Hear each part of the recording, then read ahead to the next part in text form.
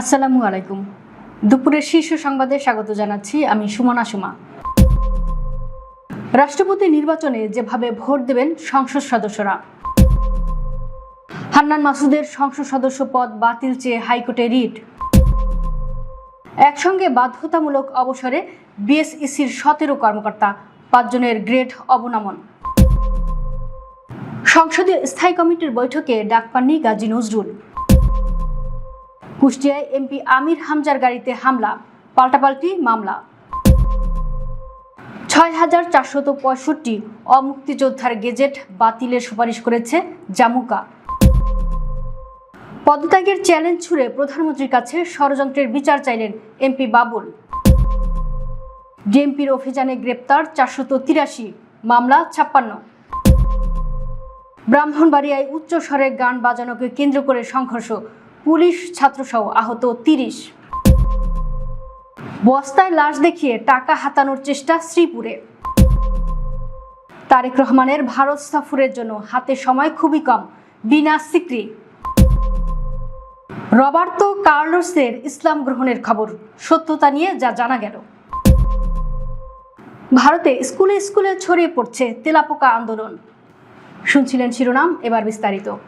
আগামী 20 আগস্ট জাতীয় সংসদ ভবনের সংসদ কক্ষে রাষ্ট্রপতি নির্বাচনে ভোট দেবেন সংসদ সদস্যরা। দুপুর 2টা থেকে বিকেল 5টা পর্যন্ত চলবে ভোট গ্রহণ। রাষ্ট্রপতি নির্বাচনে ভোটার 349 জন। ভোট দিতে সংসদ সদস্যদের নির্ধারিত সময় সংসদ কক্ষে প্রবেশ করে আইডি কার্ড দেখিয়ে ব্যালট সংগ্রহ করতে হবে। সহায়তাকারী কর্মকর্তার কাছ থেকে নাম ও বিভক্তি নম্বরযুক্ত ব্যালট নেওয়ার পর নির্ধারিত স্থানে পূর্ণ নাম লিখতে হবে। এরপর পছন্দের প্রার্থীর নামের বিপরীতে নির্ধারিত স্থানে নিজের পূর্ণ নাম লিখে ভোট দিতে হবে। ভোট দেওয়ার শেষে ব্যালট নির্ধারিত বাক্সে জমা দিতে হবে। ব্যালট নষ্ট হলে তা বাক্সে দেওয়ার আগে নির্বাচন কর্মকর্তার কাছে উপস্থাপন করতে হবে। ভোট গ্রহণ চলাকালে কোনো ধরনের নির্বাচনী প্রচার, বক্তব্য বা ভাষণ দেওয়া যাবে না। ভোট শেষে বিকেল 5টায় গণনা শুরু হবে। সর্বাধিক বৈধ ভোট পাওয়া প্রার্থীকে বিজয়ী ঘোষণা করা হবে এবং পরে ফলাফলের গেজেট প্রকাশ করবে নির্বাচন কমিশন। ত্রয়োদশ জাতীয় সংসদ নির্বাচনে নোয়াখালীর 6 আসনে 11 দলীয় জোট মনোনীত প্রার্থী জাতীয় নাগরিক পার্টির আব্দুল হান্নান মাসুদের সংসদ সদস্য পদ শূন্য ঘোষণা করতে হাইকোর্টে রিট করা হয়েছে। বুধবার হলফনামায় তথ্য গোপন ও জালিয়াতির অভিযোগ এনে নোয়াখালীর হাতিয়ার বাসিন্দা নাজমুল হোসেন রিট করেন। আইনজীবী ইব্রাহিম খলিল রিট করার বিষয়টি নিশ্চিত করে জানান, আব্দুল হান্নান মাসুদের হলফনামায় তথ্য গোপনের অভিযোগের ভিত্তিতে তার সংসদ সদস্য পদ বাতিলের আবেদন জানিয়ে হাইকোর্টে রিটটি করা হয়েছে।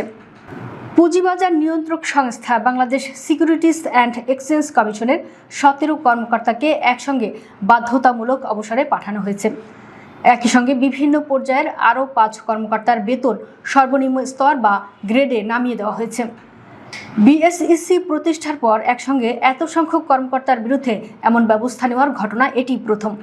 গত বছরের 5 মার্চ বিএসইসির তৎকালীন চেয়ারম্যান খন্দকার রাশেদ মাকসুদ ও অন্যান্য কমিশনারকে কয়েক ঘন্টা অবরুদ্ধ করে নাজেহাল করার ঘটনায় এই শাস্তিমূলক ব্যবস্থা নেওয়া হয়েছে। সরকারের শীর্ষ পর্যায়ের নির্দেশনার ভিত্তিতে মোট 22 কর্মকর্তার বিরুদ্ধে ব্যবস্থা নেয় বিএসইসি। এর মধ্যে 17 জনকে বাধ্যতামূলক অবসর এবং 5 জনকে সর্বনিম্ন গ্রেডে নামিয়ে দেওয়ার সিদ্ধান্ত হয়। মঙ্গলবার বিএসইসির পক্ষ থেকে সিদ্ধান্তটি কার্যকর করা হয়। বহিষ্কৃত জামাত নেতা ও সাতক্ষীরা 4 আসনের সংসদ সদস্য গাজী নজরুল ইসলামকে মুক্তিযুদ্ধ বিষয়ক মন্ত্রণালয় সম্পর্কিত সংসদীয় স্থায়ী কমিটির প্রথম বৈঠকে ডাকা হয়নি। তিনি 10 সদস্য বিশিষ্ট এই কমিটির একজন সদস্য। মঙ্গলবার কমিটির সভাপতি মোহাম্মদ মনিরুল হক চৌধুরীর সভাপতিত্বে বৈঠক হয়। শুরুতে পবিত্র কুরআন তিলাওয়াত ও পরিচিতি পর্ব অনুষ্ঠিত হয়। পরে মুক্তিযুদ্ধ বিষয়ক মন্ত্রণালয়, জাতীয় মুক্তিযোদ্ধা কাউন্সিল, বাংলাদেশ মুক্তিযোদ্ধা কল্যাণ ট্রাস্ট ও জুলাই গণঅভ্যুত্থান অধিদপ্তরের প্রধানরা তাদের নিজ নিজ কার্যক্রম উপস্থাপন করেন। কুষ্টিয়া 3 আসনের জামাতের এমপি আমির হামজার গাড়িতে হামলার অভিযোগে জমা দেওয়া এজাহার মামলা হিসেবে রুজু করা হয়েছে। একই সঙ্গে গণ অধিকার পরিষদের নেতাকর্মীদের উপর হামলা ও মারধরের অভিযোগে জমা দেওয়া এজাহারও মামলা হিসেবে রুজু করা হয়েছে। মঙ্গলবার সকালে মামলা দুটির বিষয়টি নিশ্চিত করেছেন কুষ্টিয়া মডেল থানার ওসি জাকির হোসেন। বলেন, সোমবার রাতে এমপি আমির হামজার ব্যক্তিগত সহকারী মমিন বিশ্বাস বাদী হয়ে দেওয়া এজাহারটি রুজু হয়েছে।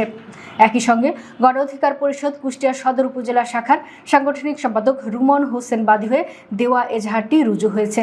মামলা দুটির কোনো আসামি গ্রেপ্তার নেই। 2010 সাল থেকে এ পর্যন্ত 6,465 জন অমুক্তিযোদ্ধার গেজেট বাতিলের সুপারিশ করেছে জাতীয় মুক্তিযোদ্ধা কাউন্সিল। মঙ্গলবার মুক্তিযুদ্ধ বিষয়ক মন্ত্রণালয় সম্পর্কিত সংসদীয় স্থায়ী কমিটির প্রথম বৈঠকে এ তথ্য জানানো হয়। সংসদ ভবনে অনুষ্ঠিত ত্রয়োদশ জাতীয় সংসদের মুক্তিযুদ্ধ বিষয়ক মন্ত্রণালয় সম্পর্কিত স্থায়ী কমিটির বৈঠকে মুক্তিযুদ্ধ বিষয়ক মন্ত্রণালয়, জামুকা, বাংলাদেশ মুক্তিযোদ্ধা কল্যাণ ট্রাস্ট এবং জুলাই গণ অভ্যুত্থান অধিদপ্তরের কার্যক্রম নিয়ে বিস্তারিত আলোচনা হয়। তৃণমূলের একটি অংশের সমালোচনার জবাবে নিজের পদত্যাগের চ্যালেঞ্জ ছুড়ে দিয়েছেন লালমনিরহাট 2 আসনের সংসদ সদস্য রোকন উদ্দিন বাবুল। একই সঙ্গে দলের অভ্যন্তরীণ বিরোধ ও নিজের বিরুদ্ধে চলা রাজনৈতিক ষড়যন্ত্রের নিরপেক্ষ তদন্ত এবং ন্যায় বিচারের জন্য দলের চেয়ারম্যান ও প্রধানমন্ত্রী তারেক রহমানের হস্তক্ষেপ কামনা করেছেন তিনি। মঙ্গলবার রাতে লালমনিরহাটের সরকারি আদিতমারি জিএস উচ্চ বিদ্যালয় মাঠে আদিতমারি উপজেলা বিএনপি ও সহযোগী সংগঠনগুলোর আয়োজনে কর্মী মূল্যায়ন সভায় প্রধান অতিথির বক্তব্যে এসব কথা বলেন তিনি। রাজধানীতে ঢাকা মহানগর পুলিশের নিয়মিত অভিযানে গত 24 ঘন্টায় 483 জনকে গ্রেফতার করা হয়েছে। একই সঙ্গে 59টি মামলা করা হয়েছে। বুধবার সকালে বিষয়টি নিশ্চিত করেছেন ডিএমপির মিডিয়া অ্যান্ড পাবলিক রিলেশনস বিভাগের অতিরিক্ত উপ পুলিশ কমিশনার নিয়াজ মেহেদি। তিনি জানিয়েছেন, রাজধানীর বিভিন্ন থানা এলাকায় অভিযান চালিয়ে বিভিন্ন আলামত ও মাদকদ্রব্য উদ্ধার সহ তাদের গ্রেফতার করা হয়। গ্রেফতারদের বিরুদ্ধে আইনগত ব্যবস্থা গ্রহণ প্রক্রিয়াধীন। ডিএমপি জানায়, গ্রেপ্তারদের মধ্যে রমনা বিভাগে 34 জন, লালবাগ বিভাগ 33 জন, ওয়ারী বিভাগ 80 জন, মতিঝিল বিভাগে 53 জন, তেজগাঁও বিভাগে 45 জনকে গ্রেপ্তার করেছে। এছাড়া মিরপুর বিভাগ 132 জন, গুলশান বিভাগ 40 জন, উত্তরা বিভাগ 55 ও গোয়েন্দা বিভাগ 11 জনকে গ্রেপ্তার করে। ব্রাহ্মণবাড়িয়া পুলিশ লাইন্সে আয়োজিত সাংস্কৃতিক অনুষ্ঠানে উচ্চস্বরে গান বাজানোকে কেন্দ্র করে পুলিশ ও স্থানীয় মাদ্রাসার শিক্ষার্থীদের মধ্যে ধাওয়া, পাল্টা ধাওয়া ও সংঘর্ষের ঘটনা ঘটেছে। পরিস্থিতি নিয়ন্ত্রণে আনতে পুলিশ লাঠিচার্জ করে এবং শিক্ষার্থীরা ইট পাটকেল নিক্ষেপ করে। এতে পুলিশ সদস্য ও মাদ্রাসার শিক্ষার্থী সহ অন্তত 30 জন আহত হয়েছেন। মঙ্গলবার রাত 11:30টার দিকে শহরের পশ্চিম মেড্ডা এলাকার পুলিশ লাইন্সের ভেতরে এ ঘটনা ঘটে। আহতদের উদ্ধার করে জেলা সদর হাসপাতাল সহ বিভিন্ন হাসপাতালে চিকিৎসা দেওয়া হয়েছে। শ্রীপুরে গভীর রাতে বস্তাবন্দি কথিত লাশ দেখিয়ে এক রাজমিস্ত্রির কাছ থেকে 1 লাখ টাকা হাতিয়ে নেওয়ার চেষ্টার অভিযোগ উঠেছে স্থানীয় একটি চক্রের বিরুদ্ধে। এ ঘটনায় মঙ্গলবার উপজেলার ধনুয়া মধ্যপাড়া গ্রামের রাজমিস্ত্রি আব্দুল মালেক শ্রীপুর থানায় লিখিত অভিযোগ দিয়েছেন। অভিযোগে জানা যায়, সোমবার রাতে প্রতিবেশী শরীফ আলী আব্দুল মালেককে ডেকে নিয়ে তার বাড়ির পাশে রক্তাক্ত ও মাথাবিহীন বস্তাবন্দি লাশ পড়ে থাকার কথা জানান। ঘটনাটি চেপে যেতে এবং ভাতিজা মাহবুবের মাধ্যমে রাতে লাশটি সরানোর বিনিময়ে মালেকের কাছে 1 লাখ টাকা দাবি করা হয়। পরে মালেক ঘটনাস্থলে গিয়ে লাশটি পানি ঘটনাটিকে সন্দেহজনক মনে হওয়ায় তিনি স্থানীয়দের জানান এবং 999-এ কলের উদ্যোগ নেন। শ্রীপুর থানার ওসি মোহাম্মদ শাহিনুল আলম জানান, অভিযোগটি তদন্ত করে সত্যতা পাওয়া গেলে কঠোর আইনি ব্যবস্থা নেওয়া হবে। প্রধানমন্ত্রী তারেক রহমানের ভারত সফরের সঙ্গে ভারতে পালিয়ে থাকা সাবেক প্রধানমন্ত্রী স্বৈরাচারী শেখ হাসিনাকে ফেরানোর বিষয়টি যুক্ত করায় বাংলাদেশের সমালোচনা করেছেন ভারতের সাবেক কূটনৈতিক বিনা সিকরি। ঢাকার এমন অবস্থানকে রূঢ় ও অহংকারী আখ্যা দিয়েছেন তিনি। তার দাবি, প্রত্যর্পণ একটি আইনি প্রক্রিয়া। এর সঙ্গে দ্বিপক্ষীয় সফরকে যুক্ত করা অপ্রয়োজনীয় ও কূটনৈতিক শিষ্টাচার বহির্ভূত। একই সঙ্গে তারেক রহমানের ভারত সফরের জন্য হাতে সময় খুবই সীমিত বলেও মন্তব্য করেন তিনি। ভারতীয় বার্তা সংস্থা ANI-কে দেওয়া এক সাক্ষাৎকারে বিনা সিকরি এসব কথা বলেন। বাংলাদেশের পররাষ্ট্র মন্ত্রণালয়ের সাম্প্রতিক সামাজিক যোগাযোগ মাধ্যমের পোস্টকে তিনি খুবই রূঢ় ও অহংকারী বলে আখ্যা দিয়ে বলেন, এ ধরনের বক্তব্য কোনোভাবেই গ্রহণযোগ্য নয়। তারেক রহমানের ভারত সফরের তারিখ চূড়ান্ত করতে দুই দেশের সরকার এখনও আলোচনা চালিয়ে যাচ্ছে। ব্রাজিল ও রিয়াল মাদ্রিদের কিংবদন্তি ফুটবলার রবার্তো কার্লোস ইসলাম গ্রহণ করেছেন, এমন খবর সম্প্রতি তুরস্কের বিভিন্ন সংবাদ মাধ্যমে প্রকাশিত হয়েছে। এরপর খবরটি সামাজিক যোগাযোগ মাধ্যম ও বাংলাদেশেও ছড়িয়ে পড়ে। তবে এখন পর্যন্ত সাবেক এই ব্রাজিলিয়ান তারকা নিজে ইসলাম গ্রহণের বিষয়টি নিশ্চিত করেনি, ফলে খবরটি আপাতত একটি দাবি হিসেবেই দেখা হচ্ছে। তুরস্কের কয়েকটি সংবাদ মাধ্যমের প্রতিবেদনে বলা হয়েছে, প্রায় 4 সপ্তাহ আগে 53 বছর বয়সী রবার্তো কার্লোস ইসলাম গ্রহণ করেন।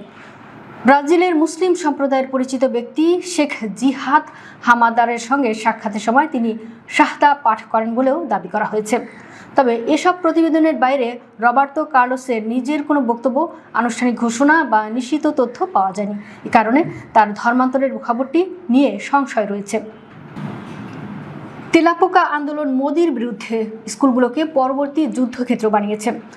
তেলাপোকা নেতারা তাদের সমর্থকদের নিকটতম সরকারি স্কুলগুলো নিরীক্ষা করার জন্য বলেছেন, কিন্তু এর শুরুটা হয়েছে একটি হত্যাকাণ্ডের মধ্য দিয়ে। গত 13 আগস্ট পূর্ব ভারতের পশ্চিমবঙ্গ রাজ্যের বাঁকুড়া জেলার কারেসুন্ডা গ্রামে আব্দুল হাফিজ তার এক সময়ের প্রাথমিক বিদ্যালয়ে ফিরে যান। 26 বছর বয়সী এই যুবক দেশের স্বল্প তহবিলপ্রাপ্ত প্রায় জরাজীর্ণ সরকারি স্কুলগুলোর অবস্থা নিরীক্ষা করার জন্য জনপ্রিয় ভারতীয় চাপ সৃষ্টিকারী গোষ্ঠী তেলাপোকা জনতা পার্টির একটি প্রচারণার অংশ হিসেবে তার পুরনো শিক্ষা প্রতিষ্ঠানে গিয়েছিলেন। দর্শক, ভিডিওটি শেষ পর্যন্ত দেখার জন্য আপনাকে অসংখ্য ধন্যবাদ।